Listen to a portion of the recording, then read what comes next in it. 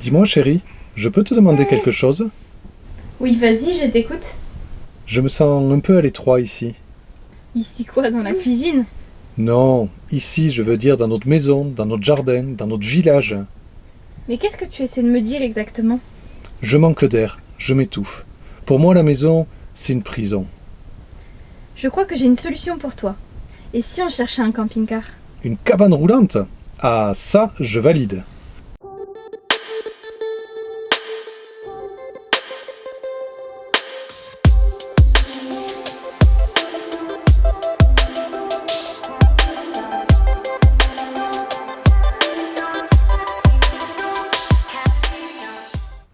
Voici donc notre cabane, un camping-car de marque Sunlight. Pour commencer, faisons le tour extérieur. C'est un camping-car de type Capucine sur porteur Citroën. Il est d'avril 2019. On a donc ici la trappe d'accès au compartiment gaz. C'est un compartiment pour 2 bouteilles de gaz qui est relativement grand. On peut changer une bouteille sans avoir à sortir la première. Hop, avec un seuil de chargement assez bas. Donc comme vous pouvez le voir, nous on ne change pas les bouteilles, on a fait le choix d'installer un équipement GPL. On vous présentera d'ailleurs dans une autre vidéo tous les avantages et les inconvénients du GPL.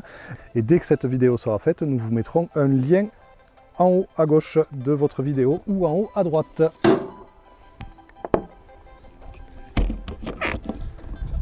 Donc ce que vous voyez juste à côté, c'est le remplissage pour notre GPL. Nous avons ensuite l'accès au réservoir d'eau pour faire le plein des eaux propres. Une porte d'entrée avec un marchepied rétractable 2 marches.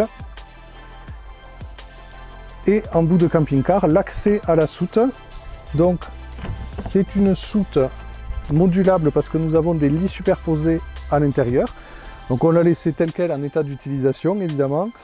La soute fait toute la largeur du camping-car et on peut gagner toute la hauteur si on n'utilise pas le lit du bas, si on le relève. Il y a une porte d'accès, une grande porte côté droit. Pour le côté gauche, c'est une petite porte qui est en option et nous ne l'avons pas sur ce modèle-là. Sur la partie extérieure, nous avons fait installer un porte-vélo. On vous fera très certainement une vidéo sur toutes les options que l'on a choisi d'installer sur le camping-car lorsque nous l'avions acheté.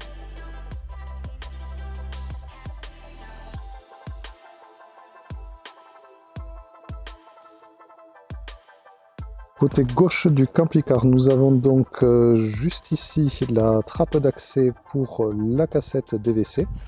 La petite excroissance blanche que vous voyez dessus, c'est le système SOB. Pareil, on vous détaillera son utilité dans la vidéo sur les accessoires. À côté, nous avons les 2 grilles d'aération pour le frigo. Ici, la cheminée d'évacuation des gaz de la chaudière Truma. La prise électrique juste au-dessus. Et la vidange des eaux grises se fait par ici, côté gauche du camping-car. Voilà, donc de ce côté-là, on n'a rien de plus à voir.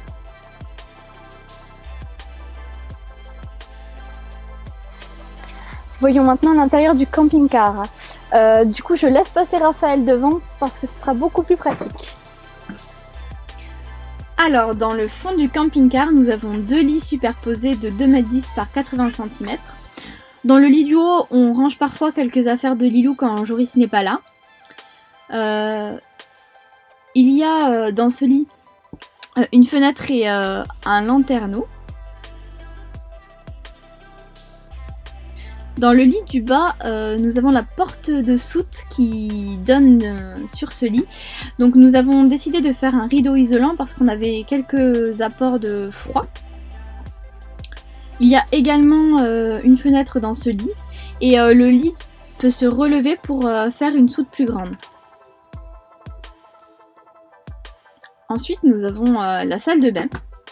Les toilettes et la douche sont dans une seule et même pièce. Et les toilettes se transforment en douche par un jeu de parois. Comme vous pouvez voir, Raphaël rentre largement et mesure 1,82 m. Nous avons ici un frigo avec un congélateur séparé. Le frigo fait à peu près 170 litres et le congélateur 30 litres.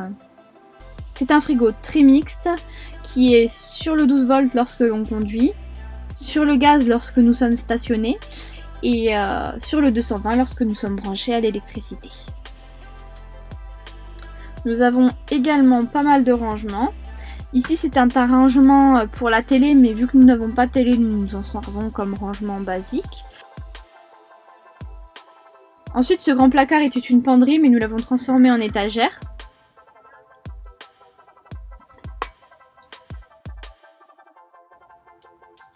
Nous avons également un petit placard où se trouve notre chauffage, le Truma, et un petit placard en dessous le frigo.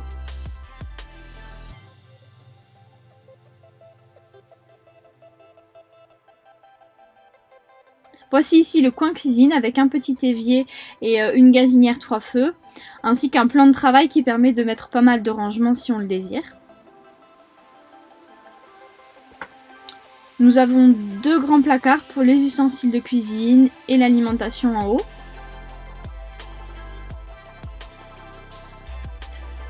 Mais aussi un tiroir à couverts, un placard avec la poubelle,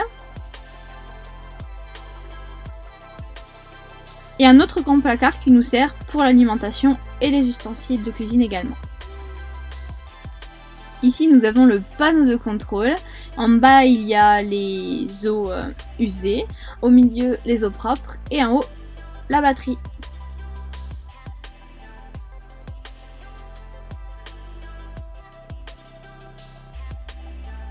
Il y a ici le coin séjour, donc avec une table allongée qui était à l'origine une petite dinette. Sous chaque fauteuil il y a donc des rangements. Et à droite nous avons donc la dinette qui nous sert pour les repas. Sous les fauteuils il y a la cuve d'eau propre et encore un rangement. Les 4 places arrière lorsqu'on circule sont autour de cette dinette. Nous avons en partie haute de grands rangements pour nos vêtements.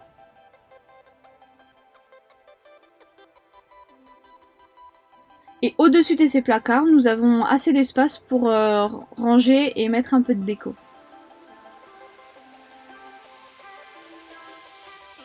Et au fond du camping-car, nous avons le lit Capucine qui mesure 160 par 2,10 m avec un lanterneau et une fenêtre.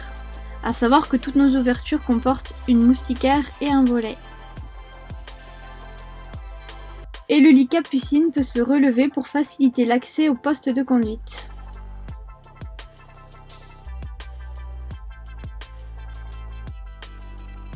Bon, ok, il est joli ton camping-car. Mais des jolis, il y en a plein. Alors pourquoi celui-là? Avant de te dire pourquoi celui-là, je vais te raconter comment je l'ai choisi. Ils étaient très exactement 3 sur ma liste. Laisse-moi deviner, un Benimar Sport 340 Up, un Pilote C700S et ton Sunlight A72? Absolument. 3 camping-cars super sympas avec chacun leurs avantages et leurs inconvénients. Mais alors, qu'est-ce qui t'a décidé? L'habitabilité. Il n'y a qu'à voir comment on circule dedans.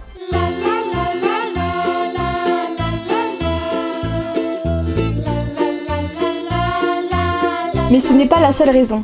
Quand on choisit de vivre en camping-car à l'année, il faut de la place pour soi, mais également pour ses affaires. Et sur ce point-là, le Sunlight l'emportait largement. Ok, je comprends ton choix. Mais dis-moi, Sunlight, c'est pas très connu comme marque. Je me suis laissé entendre dire que ce serait de l'entrée de gamme. Alors il est joli, il est spacieux, mais c'est pas un peu de la merde quand même? Bon, je vois que tu as besoin de quelques infos sur la marque Sunlight. C'est une marque allemande faisant partie du groupe de Detlef. Sunlight fabrique des camping-cars depuis 2006. Tu croiseras peut-être des camping-cars de la marque Carado, qui est une marque jumelle de Sunlight. Ce qui qualifie un camping-car de low cost ou d'entrée de gamme, c'est juste qu'il est moins cher que ses concurrents. Moins cher donc moins bien. Je dirais plutôt moins cher, donc moins équipé. Certains constructeurs font des choix pour faire quelques économies. Par exemple, tu n'auras pas de double plancher sur notre Sunlight, ni de hors-gel sur les cuves d'eau grise, et encore moins de panneaux de contrôle sophistiqués. Mais tu trouveras plein de points communs avec les marques un peu plus haut de gamme, comme le Porter ici qui est un Citroën, ou alors encore sur certains équipements comme la hotte, le frigo, le chauffage, etc. Bon, ok, il est peut-être pas si mal que ça. Mais à l'usage, dis-moi, c'est plutôt un camping-car qui te paraît fragile ou costaud? Eh bien écoute, ça fait 1 an qu'on l'a, 9 mois que c'est notre résidence principale et nous n'avons jamais eu à utiliser le SAV. Je pense que ça répond à la question. On espère que cette visite vous aura plu.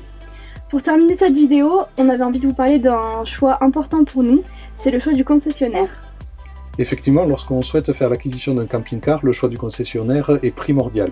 En ce qui nous concerne, on considère que nous sommes très bien tombés et c'est pour cette raison qu'on a décidé de vous dire où est-ce que nous avons acheté la cabane de Joliade. Alors, nous l'avons trouvé dans le sud de la France, dans le département de l'Aveyron, juste à côté de Rodez, à Luc-la-Primaube. C'est la concession Aveyron Camping Car. On en profite pour leur faire un petit coucou. Et on tenait vraiment à les remercier pour leur accompagnement et leur service qui a toujours été au top. On vous met d'ailleurs un lien dans la description. Ils ont à peu près toute la gamme Sunlight de dispo, ainsi que d'autres marques que vous pourrez découvrir si vous allez rendre visite à leur page. Voilà, ben on espère que tout ça vous a plu. Si vous avez des questions, comme d'habitude, n'hésitez pas dans les commentaires. Et n'oubliez pas, si vous n'avez pas aimé la vidéo, surtout pensez à ne pas vous abonner. À bientôt pour une nouvelle vidéo.